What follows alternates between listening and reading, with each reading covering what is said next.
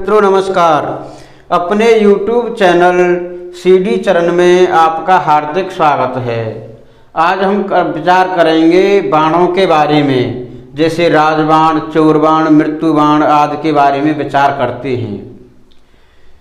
सूर्य के वर्तमान अंशों के द्वारा हम विचार करते हैं बाणों के बारे में। ये सूर्य के वर्तमान अंशों का कॉलम है, ये वर्जित कर्म का कॉलम है, ये वर्जित वार का कॉलम है और ये वर्जित समय का कॉलम है।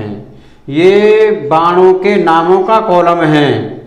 तो मान लीजिए सूर्य के वर्तमान अंश हैं 9 या 18 या 27, तो रोगबाण रहेगा, रोगबाण का निर्माण होगा। और रोगबाण वर्जित रहता है उपनयन कर्म में। वर्जित वार है रविवार और वर्जित समय है रात्रि के समय का। सूर्य के वर्तमान अंश हैं 3, 12, 21 या 0, तो अग्निबाण रहेगा। और अग्निबाण वर्जित रहता है ग्रहारंभ में व ग्रह कार्य में।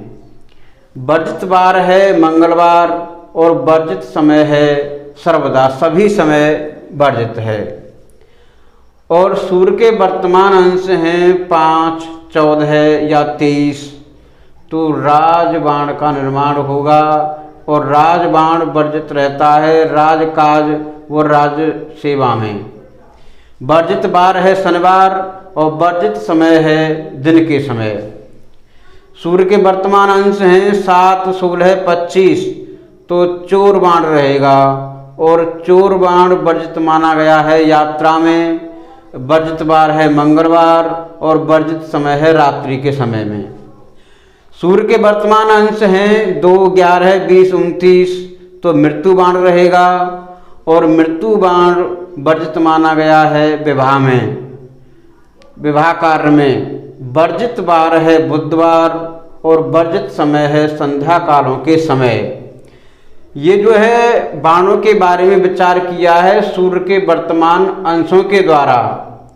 कहीं कहीं पर सूर्य के गतांशों के द्वारा विचार किया जाता है बाणों के बारे में, तो इस बात का आप विशेष ध्यान रखें। यहाँ पर केवल सूर्य के वर्तमान अंशों के द्वारा विचार किया है।